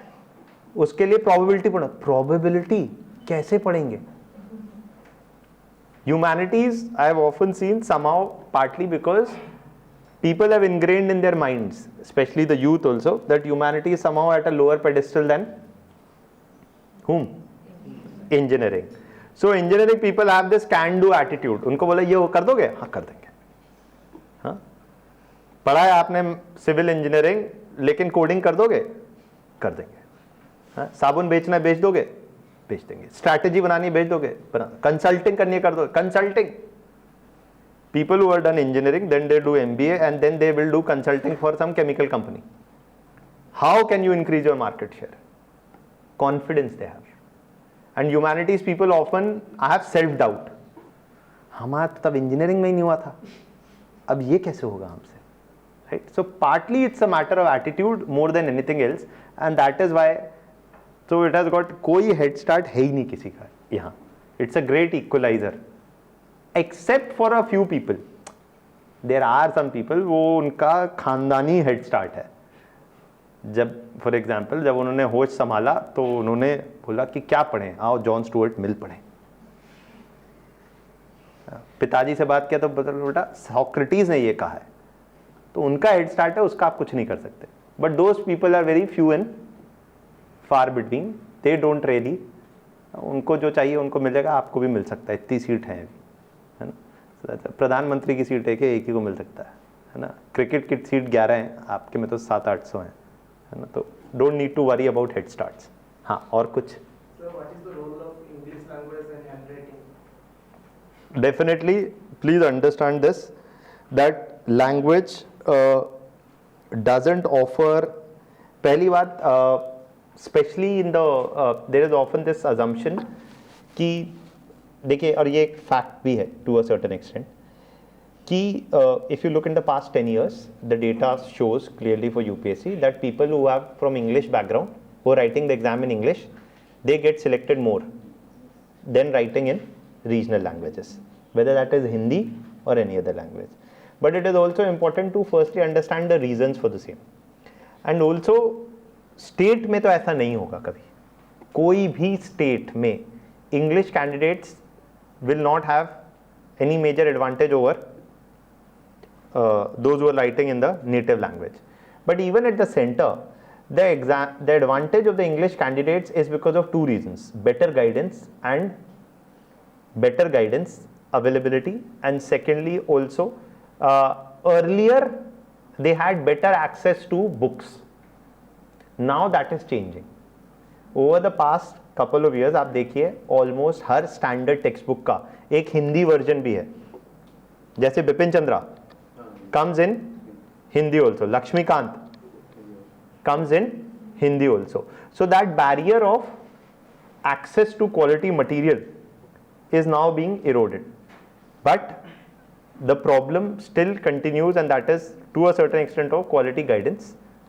Okay, and more importantly कि आपको, so it's partly continuing to be a problem of guidance, and partly it is also people still need to or have more access to quality material. Having said this, is there any institutional discrimination कि नहीं आप हिंदी में दे रहे हैं paper या उड़िया में दे रहे हैं पेपर तो आपको नंबर कम ही मिलेंगे? ऐसा नहीं. At the same time also you will find so many examples year after year where people were not fluent in English. Not, you don't need to be a Shashi Tharoor to do well in UPSC. I have personally been friends with numerous people and acquaintances I'm aware of who were not at all fluent in English, and they went ahead and gave the interview in Hindi also. They wrote the paper in English, लेकिन interview उन्होंने हिंदी में ही दिया. And somebody is an IPS, somebody is an IRS, somebody is an IAS, whatever. तो ऐसा नहीं है. But yes, if you are not that fluent in English and you want to write the exam in English, तो आपको थोड़ी मेहनत ज़्यादा लगेगी. वही एडिटोरियल पढ़ने में somebody who is fluent in English may initially take 15 minutes, you may take half an hour. And you can always keep a diary, and in that diary write the word and its corresponding meaning, so that you develop your own vocabulary. And people do this. I am personally aware of people who have done this.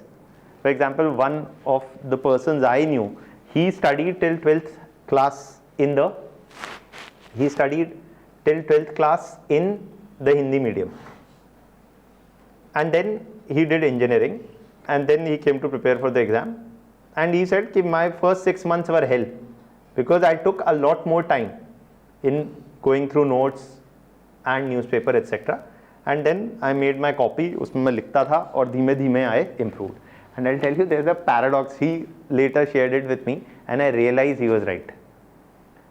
He said, because I am not that comfortable in English, I write very to the point. जो पूछा है वही लिखता हूँ मैं, इधर उधर का घुमाने का कोशिश नहीं है. For example, if the question is to discuss the causes of the decline of the Mughals, he said, I would straight away write the answer that the causes of decline of Mughal empire were, and write down. If you are very fluent in English, you will say that the Mughal empire was one of the few pan-Indian empires of the Indian subcontinent, which stretched from the Indus in the northwest to the Deccan in the south. And while the empire reached its peak under the reign of Akbar, it witnessed a steep decline following the death of Aurangzeb. ये बकवास की जरूरत नहीं है. Question पूछ रहा है cause of decline, और आपके पास है 8 मिनट और 250 words. So people who are very verbose often will beat around the bush. माहौल सजाने में ही इंट्रोडक्शन ही उनका आंसर का इतना बड़ा हो जाएगा कि बॉडी में लिखने के लिए ना समय ना जगह ना वर्ड्स, कुछ नहीं रहे। So on the contrary people who are not very comfortable right very to the point, हाँ ये पूछा था ये लिखो और आगे बढ़ो, right. And when he shared this with me and I went through his copies, I found that he had done exactly the same. जो पूछते थे बस उतना लिखते थे. He is right now in the Indian Police Service somewhere in Uttar Pradesh, whatever. So you see that this is, it's not inherently a disadvantage, ऐसा भी नहीं है और कुछ ना. Sir, if I am continuing the NCERT and I am not completed NCERT and I want to join offline coaching, it is good to do parallel with NCERT and देखिए बड़ा simple सा है, आप लोग सब एक चीज़ समझ लीजिए. इट्स अ गुड क्वेश्चन कि सर अभी whether you want to do classes, whether you don't want to do classes, please understand a cardinal rule. Reading NCERT is not equivalent to reading or is not equivalent to preparing for UPSC. ऐसा नहीं है. और specially छठी से 10वीं के NCERT तो बिल्कुल ही मत पढ़िए, है ना. आप में से कई लोगों ने पढ़ ली होगी या पढ़ रहे होंगे या पढ़ने की सोच रहे हो. भाई what is the age of an individual who is in the 6th class? 12 years. ना आप कुछ तो मर्यादा बनाए रखिए. If you need to read an NCERT, read it for 11th and 12th. And only for 11th and 12th. And if you're doing classes, the whole point of coming to classes, देखिए आपको एक चीज़ समझ में और भी समझना चाहिए, what can coaching do for you and what coaching cannot do for you. गधे को घोड़ा बनाने की क्षमता किसी में नहीं है, ठीक है. All that coaching can do for you is it can decrease your time taken for preparation. Selection will happen only on the back of your efforts, okay, but it can decrease the time taken for your preparation. If you were going to take say 3-4 years in your own preparation, it can reduce it to 1.5 years or 1 year. ये ही कर सकता है coaching. And the purpose of coming to the coaching is to reduce the time taken. तो आप if you're going to classes, then whether you have read NCERTs or you have not read NCERTs should not matter. The point is आप जाएं class में तो आप 0 to from the assumption that you know nothing. okay? कौन है Kushan empire, कब थी Kushan empire, कहाँ थी कुषाण एम्पायर. जैसे आपके यहाँ के वो क्या खारावेला इंस्क्रिप्शन जो आपका है, हाथी गुम्फा नहीं है ना. तो जैसे आपको तो पता है क्योंकि आपका स्टेट है, आपका शहर है, पर जिसको नहीं पता बोला कौन खारावेला रूलर और कौन सा हाथी गुम्फा इंस्क्रिप्शन और कहाँ है धौली, है ना. तो for that is the reason that the point of coming to classes is that you do all of that. And that is why I was saying कि if you are coming to classes, आपने NCERT नहीं पढ़ा है कोई फर्क नहीं पड़ता. मैं आपको अपने लाइफ एग्जाम्पल से बताता हूँ. When I prepared in 2008-9, I went for a class. Very first class, I was being taught about LPG. पूरी क्लास हो गई 2.5 घंटे इस पे. And I kept wondering what is LPG. And then I came to the conclusion after the first 1 hour of the class that LPG मतलब cooking gas. It was an economy class. अब cooking gas पे इतना discussion हो क्यों रहा है. Economy class है, पहली क्लास है, एलपीजी रिफॉर्म्स. एलपीजी में ऐसा क्या रिफॉर्म करना है जो. Then after the class I went back, opened the book, looked at the notes, banged my head on it, and then I was like, अच्छा ये कुछ और है. Liberalization, privatization, globalization. So you get to slowly, and that's the point. The point is ये नहीं कि अगर आपको खुद ही सब पढ़ के आना है तो आप क्लास आ देखिए, आप पढ़ के आ जाइए, आप केस स्टडी निकाल ली, तो फिर क्लास आगे करना क्या है आपने. जब आप सब ये सब कर ही लेंगे तो आप घर बैठ के कर लीजिए, उसमें भी कोई सी. I have always the opinion कि आप कोई भी पाथ ले सकते हैं, बट आपको ये पता होना चाहिए what to expect. It will help you in saving, but there is also a very good chance that most people, एक चीज समझ लीजिए आप, जितना आपका टाइम पीरियड बढ़ता जाएगा प्रिपेयर करने का, उतना प्रोबेबिलिटी ऑफ सिलेक्शन कम होता जाएगा, because you will gate either distracted, disheartened, or something or something or something.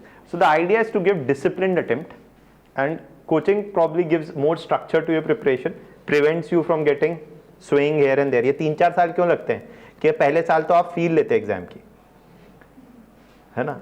अभी इस साल कई बच्चे बोलते हैं सर इस साल मैं सेल्फ स्टडी कर रहा हूँ, अगले साल मैं क्लासेस करूँगा. एक बार में करके खत्म करिए अगर करना है तो, और नहीं करना है तो उसमें भी कोई इशू नहीं है. Only reason I say one must not do classes is if they don't have time. उसके लिए भी ना हो तो there are online methods available, तो आप करिए. और there is a financial issue. बस 2 ही कारण है मेरे हिसाब से. बहुत ज़्यादा ज्ञानी बनने की ज़रूरत नहीं है. कि क्या मत रखिए a inflated sense of ego. ठीक है, a inflated sense of ego because UPSC may puncture it. Secondly it is difficult to get back from an inflated ego, है ना. देखिए Buddhism says that desire is the root cause of sorrow, है ना. मतलब आपको UPSC के Dzire है तो आपके जीवन में सॉरो निश्चित है, अकॉर्डिंग टू बुद्धिज्म. निश्चित है, ये तो मतलब होना ही है. You can further increase your sorrow by having a bigger ego.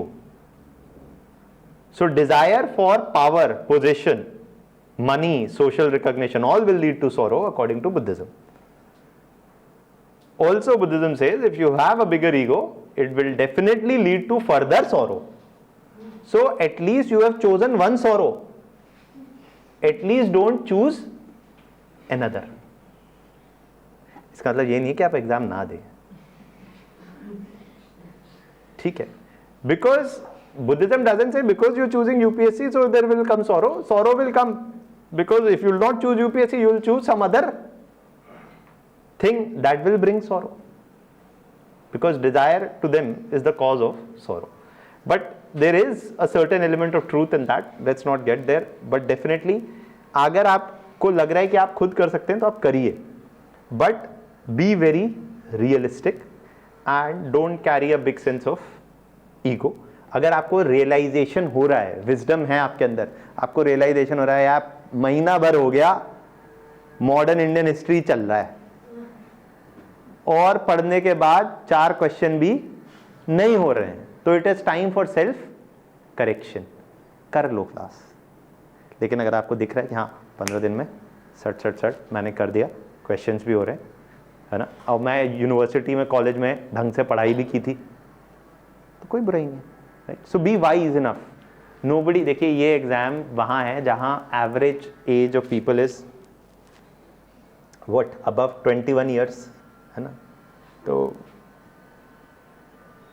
You are expected to have a certain degree of maturity and make your decision. बस भीड़ चाल में मत चलिए, right. That's it. Anything else? जी सर ऐसे कुछ होता है जैसे मतलब सोशियोलॉजी, ज्योग्राफी, सब बहुत सारे ऑप्शन हम मतलब बच्चे ज़्यादा लेते हैं. अगर हम ऐसे कुछ ऑप्शन लेते हैं तो मतलब उसमें कम नॉर्मलाइजिंग उसमें ज़्यादा मार्क ऐसे कुछ नहीं है. मैं बोला ना, इसलिए तो स्टॉक मार्केट अप्रोच मत रखिए कि ये ऑप्शनल ऊपर जाएगा, इसको ज़्यादा ले रहे हैं तो ये का नीचे जाएगा, हो जाएगा, ये होगा. नहीं, ऐसा कुछ नहीं, ठीक है. और अगर ऐसा है भी तो we have no firm evidence to support it, है ना. जैसे फिलोसॉफी में इसलिए बहुत कम बच्चे लेते हैं, उसमें ऐसे होता है कि मतलब ज़्यादा मार्क मिलेगा कि इससे कंपटीशन कम है इसीलिए. नहीं. See there is as of now there is no concrete evidence that you know because people choose one optional less, so if you choose that optional, जैसे मैं I knew one person who chose Sindhi literature as an optional. There are only 3 people that year who wrote mains examination with Sindhi literature, है ना. And he eventually did get selected also. तो you में से sir 3 में से 1 का हो गया. 33% सक्सेस रेट. सैंपल साइज भी तो देखिए, है ना. तो डोंट गेट इनटू, अगर choose an optional on these basis बस, और कुछ मत करिए. Anything else? हाँ. answer writing. एक सेकंड, आप लोग भी दे, आप और किसी को कोई सवाल पहले? ऑनलाइन एंड ऑफलाइन क्लास ज़्यादा I will come to you. हाँ, ऑनलाइन ऑफ, अगर आप यूर वर्किंग प्रोफेशनल, समय नहीं है, पढ़ो ऑनलाइन, है ना। If there is any other reason because of which you can't do offline, do online. Offline has a one advantage and that is it maintains discipline, ठीक है, एंड इट मेंटेन्स कंटिन्यूटी, ठीक है। Online के लिए यही challenge है कि आप you may get distracted, continuity maintain करना मुश्किल होता है। इसके अलावा जो वर्क्स फॉर यू वो करिए, है ना? ऐसा कुछ नहीं है कि एक कुछ है। Anything else? No question? No? हाँ, While writing answers, previous year I was writing answers from so it was very difficult for me to add contemporary views. किस चीज़ में? तो Optional PSI. देखिए, PSI और ऑप्शनल में if you need to add anything current, जो Shubhra ma'am पढ़ाती हैं, बस उतने से हो जाएगा। एंड प्रीलिम्स और मेन, जो मैडम का प्रीलिम्स और मेंस के बीच में क्रैश कोर्स होता है, तो उसमें जो कंटेम्प्रेरी व्यूज़ वो ऐड कर देती हैं, उतना ही पढ़ लीजिए और लिख दीजिए, बहुत है ना, और कुछ नहीं। आई ऑप्शनल, हाँ, see, so for example, as far as history is concerned, I will be coming, history here will be taught by 2 teachers. I'll be teaching portions of ancient Indian history and medieval, and Shivesh sir is my senior. He'll come to teach. He teaches in Delhi also. He is also teaching. He's going to teach modern Indian history and some other areas. So because I can't be practically here for the whole duration. So, and the same, so, and even in Delhi I'm not teaching modern Indian history as of now. So both the faculty, so that we can move and we can do it reasonably well. हाँ, तो YouTube. चलिए, और कुछ, any other particular question? चलिए, now one last thing I have as a very strong suggestion for you is time management, as I was saying. I'll just take 15 minutes of your time and then you can go for lunch and other things. देखिए, I have always said this कि आप जब शुरू करें preparation, especially in GS, देखिए, if you're doing GS and optional together, then आप, if I'm assuming you're doing classes, suppose you're doing classes, तो आपके पास 6 घंटे से ज़्यादा पढ़ने के लिए नहीं होगा। इतना ही एस्टिमेट बना के चलिए कि मान लीजिए आप 2.5 आवर्स का ऑप्शनल का क्लास कर रहे हैं, 2.5 आवर्स का GS का क्लास कर रहे हैं। Here, for example, when the GS classes will be held, they will be held for 4 hours every day. So मतलब आप मोटा मोटा ही मान लीजिए 6 hours of classes कर रहे हैं, आप 6 ही घंटे और पढ़ सकते हैं। Not everybody can work 18 hours a day, है ना? That is something that politicians do. No, politicians normally do. I mean, it's not even an exaggeration. Any politician worth his salt works 18 hours a day. क्योंकि उनको किस चीज़ का नशा होता है? Power का। एक बार आप DM बन जाएंगे तो आप भी काम करेंगे, आप IPS बन जाएंगे तो आप भी काम करेंगे, लेकिन उसके लिए क्या चाहिए? नशा। किस चीज़ का? पावर, है ना? तो पावर आ जाए फिर आप 18 घंटे, जब तक नहीं आई है जब तक 12 घंटे भी आप कर लें तो बहुत है, right? So if you have 6 hours to prepare on your own, which is self-study, this is very important. Try to divide it roughly around 4 hours for GS in the beginning and 2 hours for, maximum 2 hours for optional. ठीक है? अगर मान लीजिए you have not made up your mind on optional, तो optional को अभी छोड़ दीजिए, पहले GS चालू करिए।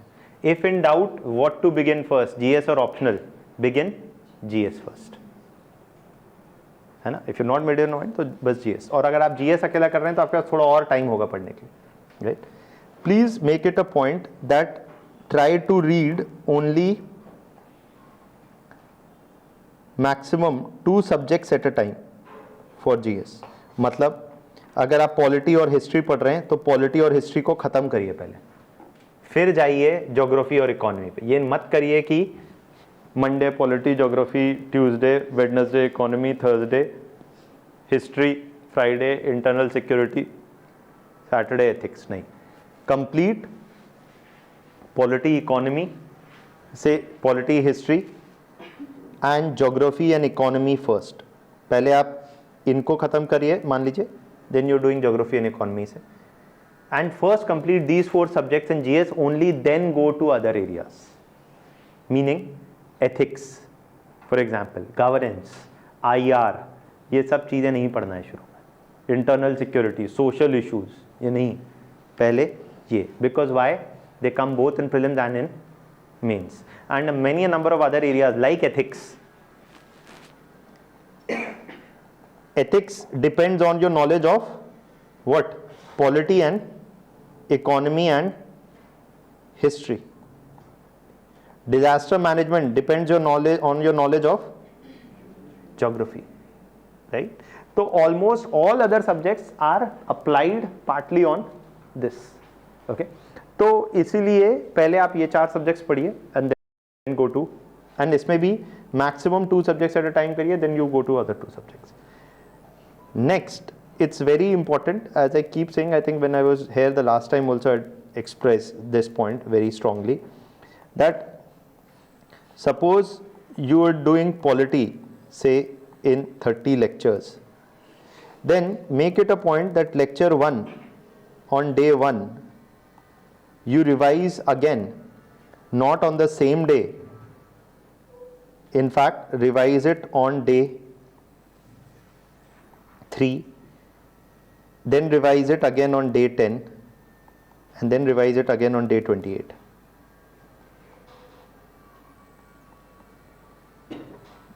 Three, 10 and 28, it's a cardinal rule. This is which is considered a very standard spaced revision practice.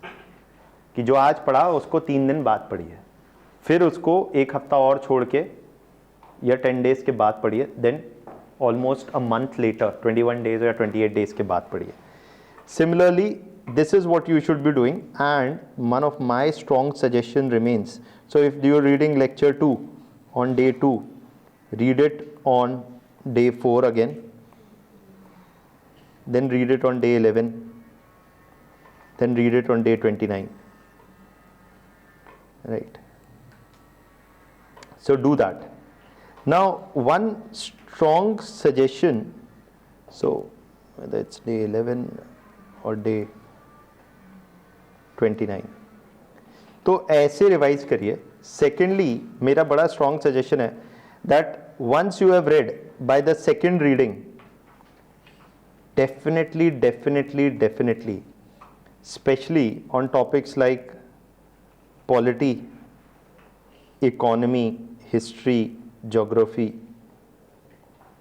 and your optional में if there are thinkers, जो होंगे किसी भी ऑप्शनल में होते हैं, ज्योग्राफी ऑप्शनल में भी होते हैं, पॉलिटिकल साइंस में भी होते हैं, सोशियोलॉजी में भी होते हैं, किसी भी ऑप्शनल में जो भी मेजर थिंकर्स हैं, और polity, economy, history and geography है, इन सब के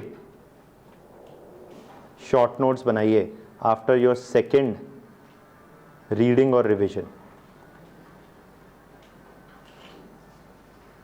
जो आपने डे 1 पे पढ़ा उसको हम 0 रीडिंग कहते हैं, उसको पहली रीडिंग नहीं. This is almost your first revision and this is your second revision के टाइम पे it is useful to make short notes. पहली रीडिंग में मत बनाइए क्योंकि आप सब लिख देंगे शॉर्ट नोट में. Short note will again become long note. तो शॉर्ट नोट्स बनाइए. शॉर्ट नोट्स बनाना is very useful because it will help you in revision. कब? 1 महीना पहले प्रीलिम्स के, 1 हफ्ता पहले, 1 दिन पहले. आप if you for example listen to certain topper interviews, they'll also always say time and again कि I had made selective short notes, not on all topics but on some topics, so that I could revise them before the exam. तो selective short notes आप second reading के बाद बनाइए. ये आपको answer writing में भी हेल्प करेगा और प्रीलिम्स में भी हेल्प करेगा. और यही चीज़ है which differentiates a lot between people who get selected and who don't get selected.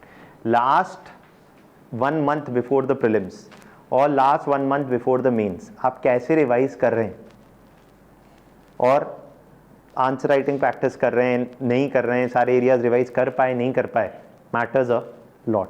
And when you have so many subjects to cover, short notes become, और ये शॉर्ट नोट्स आप ही के होने चाहिए, किसी और के नहीं हो. उसने बनाए, कुछ समझदार लोग हैं वो ये काम भी करते हैं, and I can tell you this also that they may make certain short notes on their own, but when it comes to say things like internal security, ठीक है, और मान लीजिए कुछ और एरिया हैं जैसे डिजास्टर मैनेजमेंट, तो there is person X and there is person Y and they are friends. X made short notes on internal security, Y made short notes on disaster management, and exchange, है ना, सबका साथ सबका विकास, और या फिर at least 2 लोगों का साथ तो 2 लोगों का विकास, right. Having a good peer group adds a lot to your preparation, but it must be a very disciplined peer group, है ना, तो वो भी हेल्प करता है. लेकिन you should make your own self short notes as well. तो ये आपको टाइम सेविंग और टाइम मैनेजमेंट दोनों में बहुत हेल्प करेगा. एक बार आपने शॉर्ट नोट्स बना लिए, मान लीजिए आपने पॉलिटी के शॉर्ट नोट्स बना लिए, किस टॉपिक पे, से 100 टॉपिक्स पे, 100 सब टॉपिक्स पे, you have made your polity short notes on 100 subtopics. Now you can divide them. You can, अब आपने अपने 100 subtopics जो बनाए short notes, उनको what you can do as a, this is called also as the Lentier system. I said the last time also when I was here, that you take your 100 short notes and start revising them. For example, one of the short notes is on anti-defection law. तो आपने anti-defection law का short note उठाया, and now you try to recollect what are the major points in that topic. What are the issues of anti-defection law and what is the way forward? Suppose there are 6 points.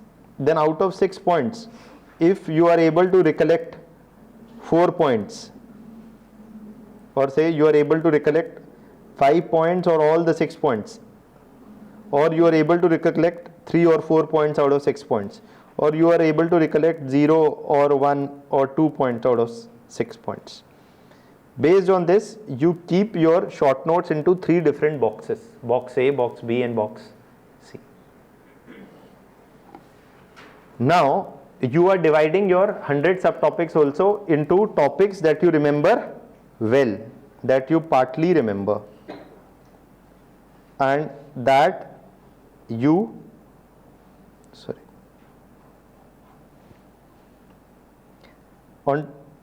that you partly remember, or you remember fully, or you remember partly, or you have totally forgotten. Now next time when you have to revise,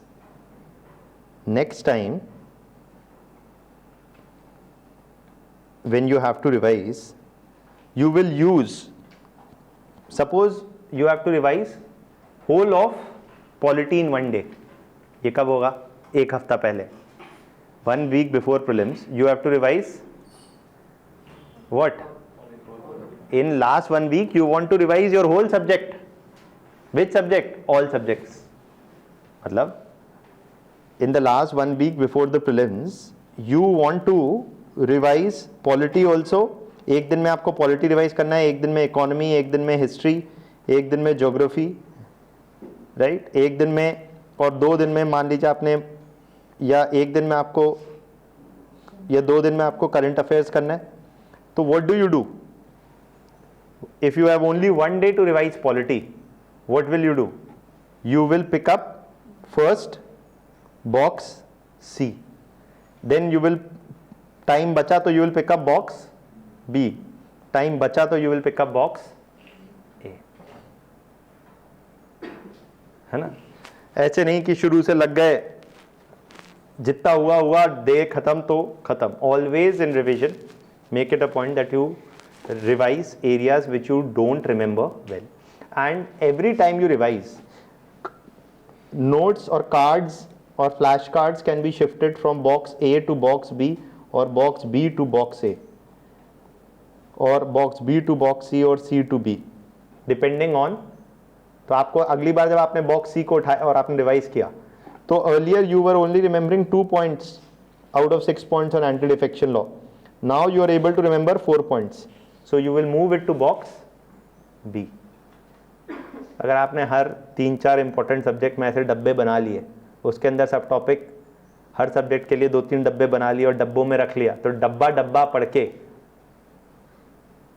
the chances of selection will increase and you will be able to manage a lot of information, right? So apply strategy and that will help you. ठीक है, तो ये कुछ चीज़ें हैं that will further help you in time management and you can keep this in your mind. Clear? चलिए, और कोई सवाल? और कुछ सवाल? The batch starts from the 10th of November. The batch will start with geography classes. Neeraj sir will be taking the geography classes and the timing I think is from 10. So 10 a.m. onwards and that's there. So that is there, and after geography gets completed, classes will be for 4 hours every day. After geography gets completed, then we'll start the next subject. The idea is to complete one subject and then move to the next. Okay, so that is there. Okay, any other further questions? Sir, about optional classes. Hmm. How it will be batched or Optional offline classes. So as of now, optional offline classes in political science or in sociology aren't going to happen here. It will only be in the relay mode or in the tablet mode. Shubhra ma'am to आएंगी नहीं अभी, because she doesn't have that kind of time, right? So, but देखिए, so for that you can either use the relay mode or in the tablet mode. what is really Relay mode, that sir will explain it to you, that you can come to the center and the live class which is happening in Delhi, you can attend at the center here also. And after the class, you can ask questions to ma'am also. And that's projected live. physical exams that will be conducted. For the test series and all. Yeah, test series and all you can always join it. That's it. The test series anyways are checked in Delhi only. Papers are sent from here to Delhi. Okay, anything else? Cool. Chaliye, thank you for your time. Thank you for being here. And Sundays are important, so enjoy what is left of it. Thank you.